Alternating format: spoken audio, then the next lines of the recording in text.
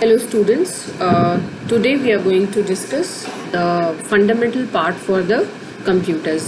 Now in the fundamental part of computers, as we lay down about the introduction part, so it is very important to know about the computer, that actually what is a computer. So in this we are going to tell you that what actually a computer is, right? So basically a computer is nothing but an electronic machine which performs the electronic operations, right, which understands 0 and 1. So we can say in broad term that it performs calculations, control operations that can be expressed either in numerical or in logical terms, and the information that has been processed to achieve the desired result. So we can easily say that if I talk about the introduction part of a basic fundamental computers, that it is generally an electronic machine. We have n number of machines like mechanical, electronic and so on. So it is an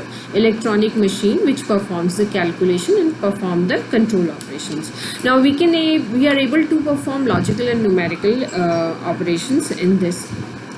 Now the process we are using, we are processing the information in order to achieve the results. For example, I'll take a simple juicer mixer grinder.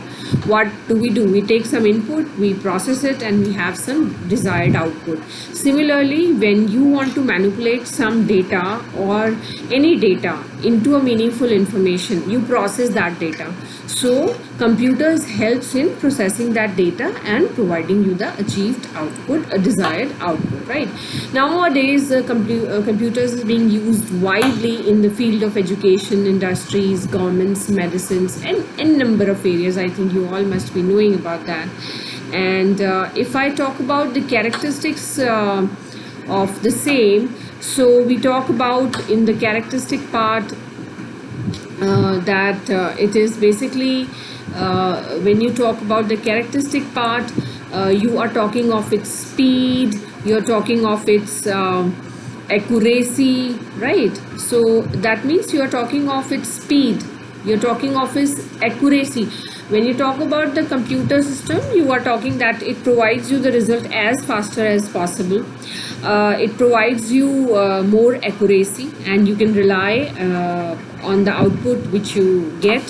And it is a big storage medium wherein you can store or manipulative data. You can process your data which can be stored in different disk drives. In our next lecture we would be reading about the different types of storage medium. And diligent means it performs the act without any being diverted from any kind of performance issues. And it is versatile, no doubt about that it performs large number of applications, large number of process can be performed in using the computer application. Now talking about the block diagram, so if you talk about the block diagram of computer system, so basically it is it gives you an idea of the different parts or units of a computer system. So when we talk about the block diagram in whole as a whole, so broadly it is divided into the major units, that is input, output, process and your memory. So broadly there are 4 units: input device, we have processor, we have some output, we have some storage medium. So we input certain data, right? And when you talk of the processing unit, that means processor consists of different types of units, which includes your control unit, arithmetic logic unit, and of course the main memory. So this is your processing unit wherein you are. Now what does a control unit do? Control unit controls all the operations wherein the data has to go on, from which input device you are going to select the data, the output will be given to which output device. So like suppose you are using a video monitor, the output is to be displayed, you want an output as in form of hard copy, you are using the printer. So it all being controlled by the control unit. Arithmetic logic unit actually is a unit which actually performs the arithmetic manipulations, logical manipulations you are going to study in architecture. And the memory, of course, main memory is basically used to store the information while you are processing any information. Now secondary storage or auxiliary storage means when you are performing any task, the data is being stored in main memory, and main memory is not too large, but we need to store large amount of data, so we need certain kind of storage that is known as the secondary storage unit, wherein you are storing your large amount of data. Herein there are certain control signals are flowing from where to where. You are having a feedback, you are storing certain control operations to the input and output device, and of course to the secondary storage unit. Then we can study about the classification of computers, right? So what are they basically? So we classify the computers on the basis of their classification. How do we classify? Basis on the how they handle the data, what will be the purpose of using the computer system, and of course what kind of cost will incur, what should be the speed of my computer, what should be the memory of my computer. So we can classify the computer, that for what purpose we are using the computer, for what kind of data handling we are going to do, and in what basis of size, cost, speed and memory.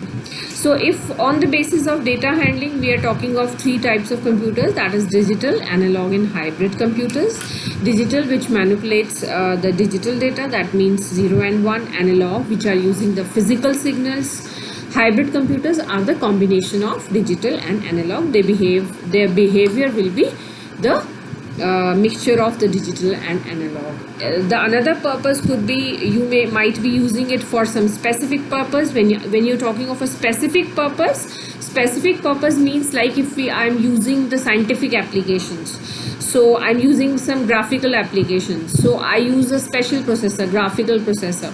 If suppose I'm more into networking, so I would be using the data communication processor, I would be using IOP, so specialized processor, vector processors. Like if I'm doing the lot of vector applications, scientific applications, so I would be using the vector processor. So these are certain specific tasks wherein we are classified the computers. Or general purpose are that for general reasons we are using the computer system. And if you talk about the size, cost, speed and memory, they are classified into the microcomputers, mini computers, mainframe and the supercomputers. Now I just told you about the analog and digital part, so we can differentiate between analog and digital. You can say how we differentiate these data, as you can see that analog, it is in a continuation form. It is just like a physical waveform, and it measures your answers. It varies some physical quantities, like the signal is passing through a wire. It's definitely, the speed is lesser than compared to the digital one. It is less accurate as compared to digital one, and it is basically used for certain specific purpose, where in contrast the digital computers are used for general purpose. They are more accuracy, they have the high speed, and the represent data as numbers in the form of 0 and 1, right? So the data is in discrete form, they are not in the continuation form. So you have the two type of data, discrete and the continuous data. So that's all for the lecture. We would be discussing more about the number system and computer system in our next lecture. Thank you so much.